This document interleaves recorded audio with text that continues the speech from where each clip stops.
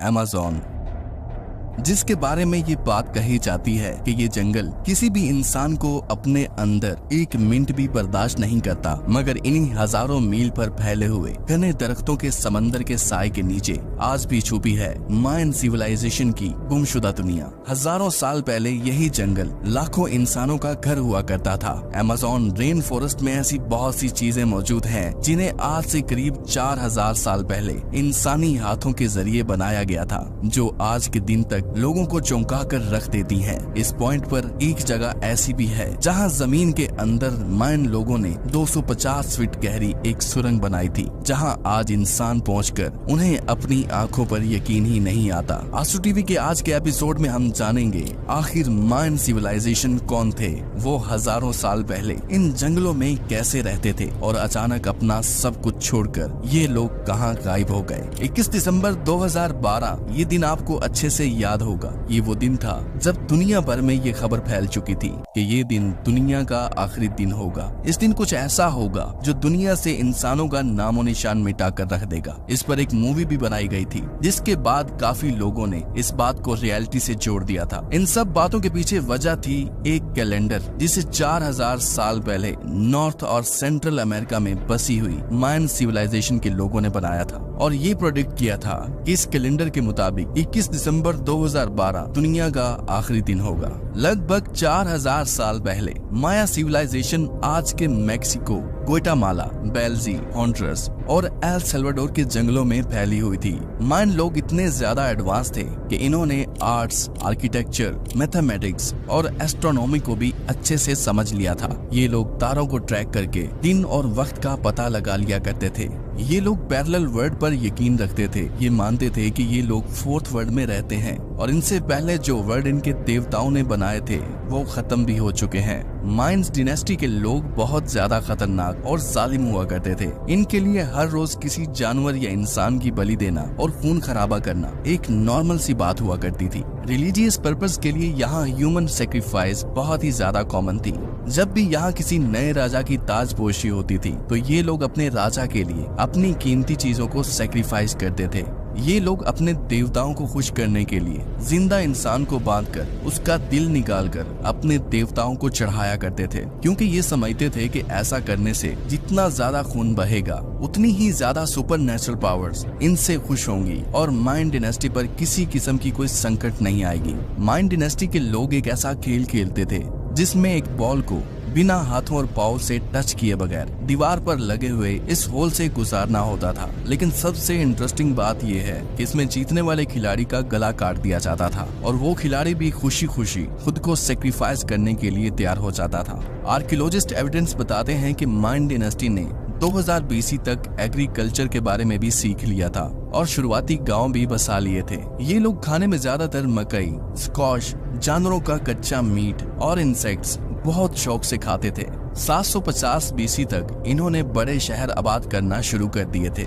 मायन dynasty में लगभग उस वक्त 40 शहर आबाद हो चुके थे और हर शहर की पॉपुलेशन लगभग 50,000 के बीच थी। मतलब इन 40 शहरों में लगभग 20 लाख मायन डिनेस्टी के लोग रहते थे। एक ही डिनेस्टी होने के बावजूद भी ये लोग अक्सर आपस में लड़ते रहते थे और इनके लड़ने की सबसे बड़ी वजह होती थी मायन लोगों के पास जमा किया हुआ बहुत सारा गोल्ड। जी हाँ, माया लोगों को जो चीज सबसे ज्यादा अट्रैक्ट करती थी वो था चमकता हुआ सोना। ये लोग गोल्ड को अपनी सबसे कीमती चीज मानते थे और उसको पाने के लिए अपनी जान दे भी सकते थे और किसी की जान ले भी सकते थे। ये लोग अपनी पूरी बॉडी को मुख्तलिफ कलर से सजा लेते थे, क्योंकि ये समझते थे कि ऐसा करने से ये अपने देवताओं के और ज्यादा करीब हो जाते हैं और इनके देवता इनको इस हालत में ज्यादा पसंद करते हैं।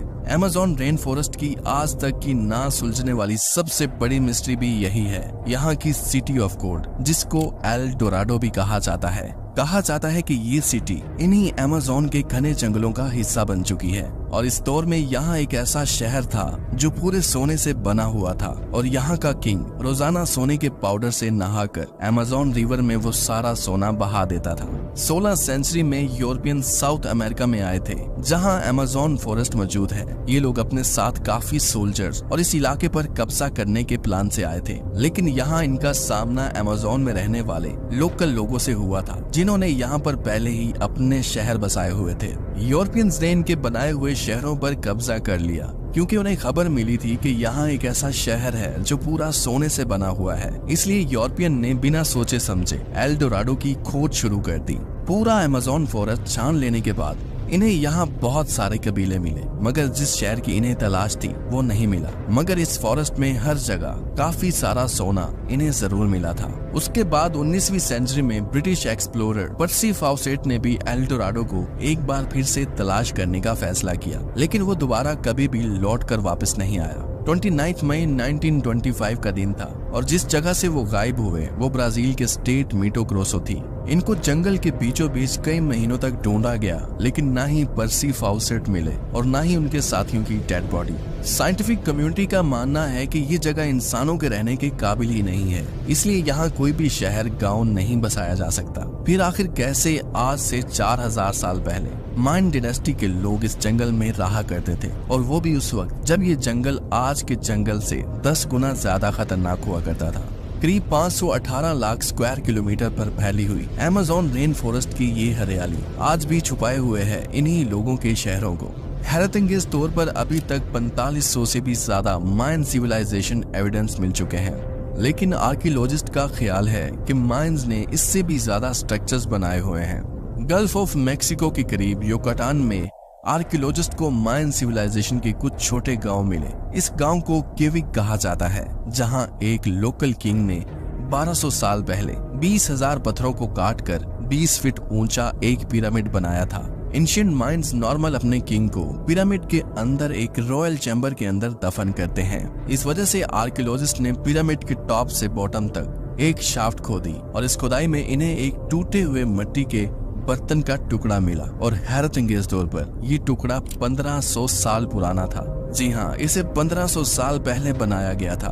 आखिर ये टुकड़ा आया कहां से था? इस चीज को एक्सप्लोर करने के लिए इस जगह से 15 किलोमीटर दूर आर्कियोलॉजिस्ट को जमीन के अंदर एक ऐसी सुरंग मिली जिसको देखकर सभी आर्कियोलॉजिस्ट दंग रह गए थे। लगभग 230 फीट नीचे जमीन के अंदर एक सीक्रेट चैम्बर का दरवाजा दिखाई दिया, जिसे सिर्फ एक पत्थर रखकर बंद किया गया था। जी हाँ, जमीन से 230 फीट नीचे केव के एक सीक्रेट चैम्बर में बहुत सारी इस्तेमाल शुदा फायर टॉर्चेस पड़ी थी, जिनको कदीम दौर में रोशनी के लिए चलाया गया था, और इसका इस्तेमाल आज से तकरीबन 3800 साल पहले किया गया था। फायर टॉर्चेस के अलावा यहाँ बड़ी तादाद में मिट्टी के टूटे हुए बेशुमार पॉट्स भी मिले, लेकिन इन सब में एक चीज कॉमन थी। मिट्टी के ये बिखरे हुए टुकड़े जोड़ने पर कोई भी बर्तन पूरा कभी भी कंप्लीट नहीं हो रहा था, बल्कि इसमें एक टुकड़ा हमेशा मिस हो जाता था। असल में मायन लोग हजारों साल पहले इस केव में हफ्तों तक रहा करते थे, और इसके पीछे वजह थी उनका बनाया हुआ कैलेंडर।